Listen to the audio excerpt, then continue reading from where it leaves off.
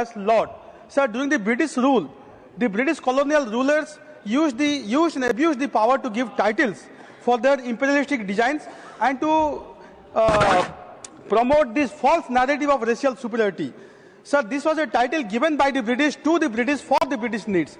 But, sir, why should we continue to place them on a demigod-like pedestal by calling them Lord? Particularly when many of them have committed such horrendous and barbaric crimes against us. It is rather sad and unfortunate, sir, that after 75 years of independence, we continue to do so. And when our own freedom fighters are not referred to with such reverence.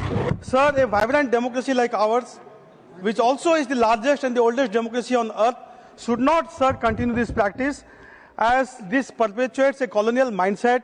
It goes against the spirit of social equality and also goes against the letter and spirit of our own constitution, sir. Sir, when our Prime Minister renamed Rajpath, the ceremonial boulevard in New Delhi, as Kartavya Path, it was not just a ceremonial and symbolic move, sir. This change reflects a shift from the colonial attitude to a more duty-oriented name. It reflects a shift away from the colonial symbols and towards civic responsibility, towards our national pride. In fact, sir, on the 76th anniversary of our independence from the ramparts of the Red Fort, our dear Prime Minister, he emphasized the Panch Pran for the next 25 years, which we call the Amrit Kal. And the vision of the second Pran Shakti is to liberate ourselves from the Gulami attitude and eliminate all remnants of slavery. And I quote him, sir, "In no part of our existence, not even in the deepest corners of our mind or habits, should there be any ounce of slavery. It should be nipped there itself. We have to liberate ourselves from the slavery mindset, which is visible in innumerable things within and around us." Shri प्रकाशिक Baraik, बैठिए बैठिए। प्रकाशिक बराइक। धन्यवाद chairman sir. आज मैं विशेष मुद्दा जो मेरा क्षेत्र एवं मेरा जिला का है, इसको उठाने के लिए मैं यहाँ खड़ा हूँ, मेरा party all India Trinamool Congress की ओर से। चेयरमैन सर, मैं 2024 विंटर सेशन में ही 0 आवर में ही अपना वक्तव्य में बोला था, अलीपुरद्वार जिला के मादरीहाट विधानसभा के बीरपड़ा दलगांव रेलवे स्टेशन एवं अलीपुरद्वार जिला के कुमारगाम विधानसभा के कामाख्यागुड़ी रेलवे स्टेशन में रेलवे ओवरब्रिज बनाने की प्रतिक्रिया एवं बनाने का कार्य करने के लिए मैं अपना वक्तव्य में बोला था। रेलवे डिपार्टमेंट से मुझको रिप्लाई भी मिला, लेकिन अभी तक काम शुरू नहीं हुआ है। चेयरमैन सर, ये कार्य बहुत ही अनिवार्य है, क्योंकि रेल क्रॉसिंग के बाद में अस्पताल, कॉलेज, स्कूल एवं मार्केट है एवं यातायात की समस्या मैक्सिमम होती है। बहुत ऐसा घटना हो चुका है जो पेशेंट रेलवे क्रॉसिंग रेलवे फाटक नहीं क्रॉसिंग करने का कारण उनका मृत्यु भी हो चुका है। कुमारगाम विधानसभा के कामाख्यागुड़ी में कामाख्यागुड़ी 1, कामाख्यागुड़ी 2, भोलका 1, भोलका 2, खोटांगा 1, खोटांगा 2, भाटीबाड़ी से लेके पारोकाटा, ये अंचल प्रभावित होते हैं। इनके साथ बीरपड़ा के बीरपड़ा 1, बीरपड़ा 2, सोहो, लंकापड़ा एवं हंटापड़ा ये अंचल प्रभावित होते हैं। चेयरमैन सर, माननीय मुख्यमंत्री सुश्री ममता दीदी के आशीर्वाद से जिला प्रशासन के द्वारा एनओसी रेलवे को दिया भी गया है, लेकिन ये कार्य पूरा नहीं होने का कारण विभिन्न प्रकार का समस्या का फेस करना पड़ रहा है।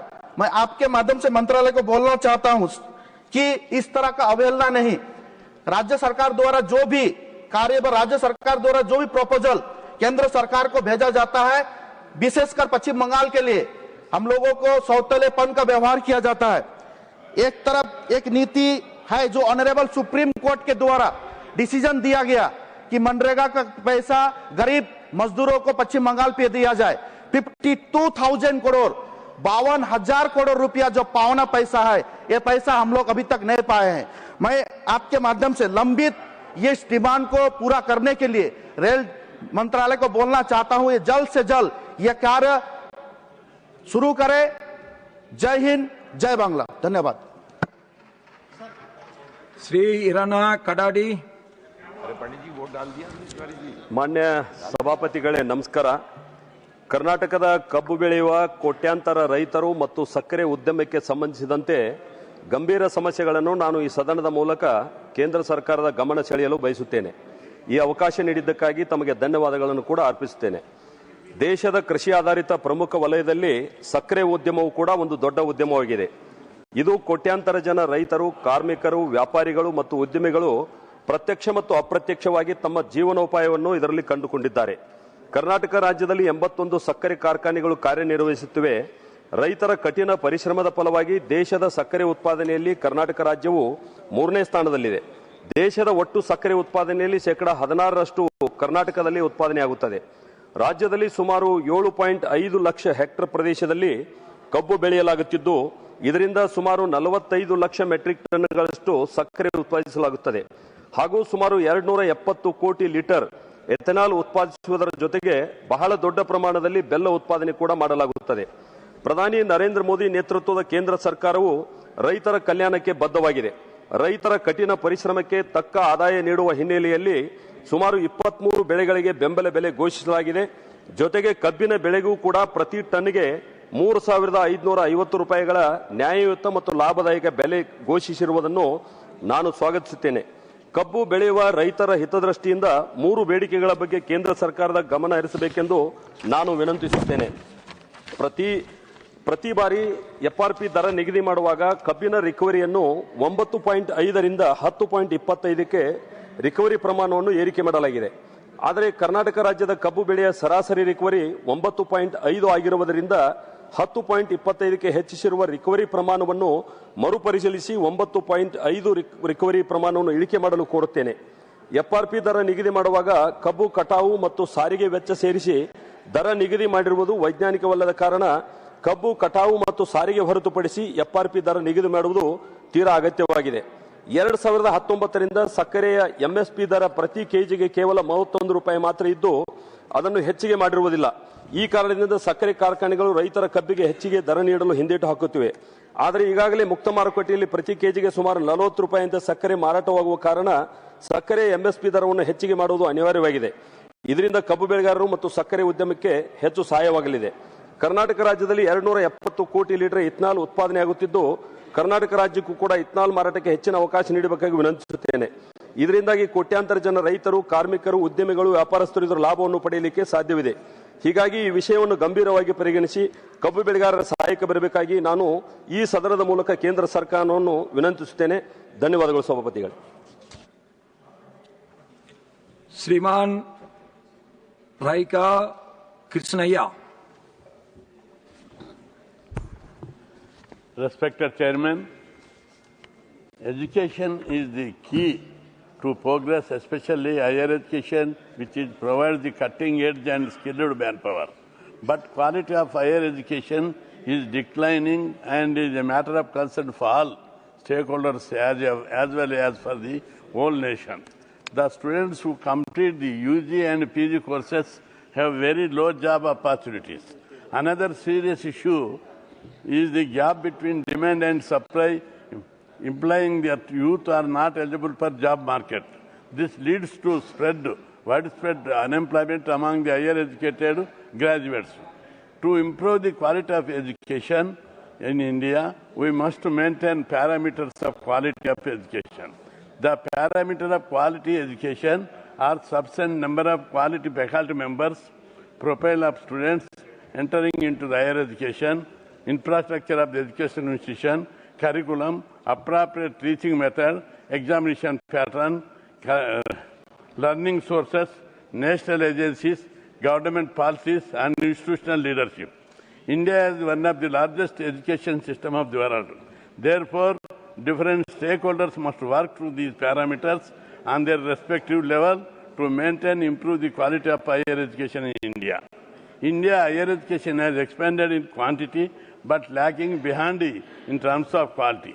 India cannot progress until the higher education system is qualitatively among the enough because the poor quality is resulting in low employability, low performance of specialized individuals, lack of innovative and creative ideas, which are the key elements stresses the progress and present time.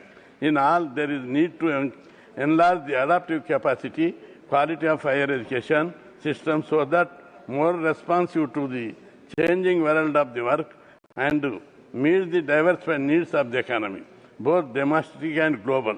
For that purpose, diversification of Indian higher education and training system has to be pursued in goal. This can be achieved by the having proper mixed side public and private, formal and informal, non-formal institutions. In this view, therefore, we urgent attention review the main respect related to the quantity concerned higher education. Shri Raghav Chadha ji.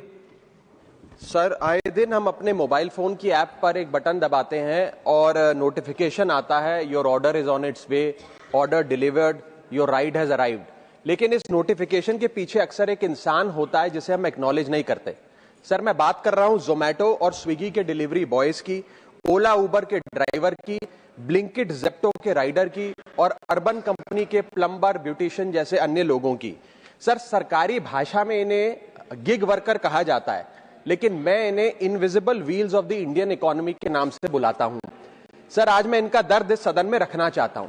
Quick commerce और Insta commerce ने हम सबकी जिंदगी बदल दी है, लेकिन इस super fast delivery के पीछे एक साइलेंट वर्कफोर्स है जो हर मौसम में काम करती है, अपनी जिंदगी दांव पे लगाकर आपका ऑर्डर आपके घर तक पहुंचाती है। और इस साइलेंट वर्कफोर्स की छाती पे चढ़ के आज ये तमाम बड़ी ई कॉमर्स और इंस्टा डिलीवरी एप्स और कंपनीज $1 बिलियन की वैल्यूएशंस हासिल कर चुकी हैं, यूनिकॉर्न्स बन चुकी हैं। लेकिन इन गिग वर्कर्स की हालत आज भी एक दिहाड़ी मजदूर से भी बदतर है। सर, इनकी कुछ चीजें, कुछ दर्द मैं आपके समक्ष रखना चाहूंगा और चाहूंगा सरकार तक पहुंचे। पहला है स्पीड और डिलीवरी टाइम का जुल्म। आजकल सर एक 10 मिनट की डिलीवरी का खतरनाक ट्रेंड चल रहा है। डिलीवरी टाइम के प्रेशर के चलते लाल बत्ती पे खड़ा एक डिलीवरी बॉय यही सोचता रहता है कि लेट हुआ तो रेटिंग गिर जाएगी, इंसेंटिव कट जाएगा, ऐप लॉग आउट कर देगी या आईडी ब्लॉक कर देगी। इसीलिए 10 मिनट की डिलीवरी के लिए वो ओवर स्पीडिंग करता है, लाल बत्ती जंप करता है और अपनी जान को जोखिम में डालता है। दूसरा दर्द है सर कस्टमर का गुस्सा। कस्टमर का हैरेसमेंट का भी एक परमानेंट डर इनके मन में होता है। जैसे ही ऑर्डर 5 से 7 मिनट लेट होता है, देखा जाता है कि कस्टमर फोन करके पहले तो डांटता है, फिर जब ऑर्डर डिलीवर करने आता है तो उसे धमकाता है कि मैं तेरी कंप्लेंट कर दूंगा, और उसके बाद 1 स्टार की रेटिंग देकर उसके पूरे महीने का परफॉर्मेंस और बजट बिगाड़ देता है। Third problem that they face sir is the dangerous working conditions, जिसमें कमाई कम और बीमारी ज्यादा है। 12 से 14 घंटे की डेली की शिफ्ट करते हुए, चाहे धूप हो, गर्मी हो, ठंड हो, सर्दी हो, जो मर्जी मौसम हो, फॉग हो, पोल्यूशन हो, ट्रैफिक हो, ये लोग बिना किसी प्रोटेक्टिव गियर के, बिना स्पेशल बोनस के, बिना हजार्डर अलाउंस के काम करते रहते हैं। और सर, इनकी स्थिति तो फैक्ट्री में काम कर रहे एक कर्मचारी से भी बदतर है, क्योंकि ना इन्हें परमानेंट एम्प्लॉयमेंट मिलती है, ना ह्यूमेन वर्किंग कंडीशंस होती है, ना हेल्थ एक्सीडेंट इंश्योरेंस मिलती है। फिर भी सर ये अपना दर्द छुपाकर, अपनी जॉब इनसिक्योरिटी और होपलेसनेस छुपाकर जब आपको आपका ऑर्डर डिलीवर करते हैं तो मुस्कुराकर कहते हैं कि सर थैंक यू, मुझे 5 स्टार रेटिंग दे दीजिएगा। सर, मैं बताना चाहता हूं कि ये लोग रोबोट नहीं है, ये भी किसी के पिता हैं, पति हैं, भाई हैं, बेटे हैं। इनके बारे में सदन को सोचना चाहिए।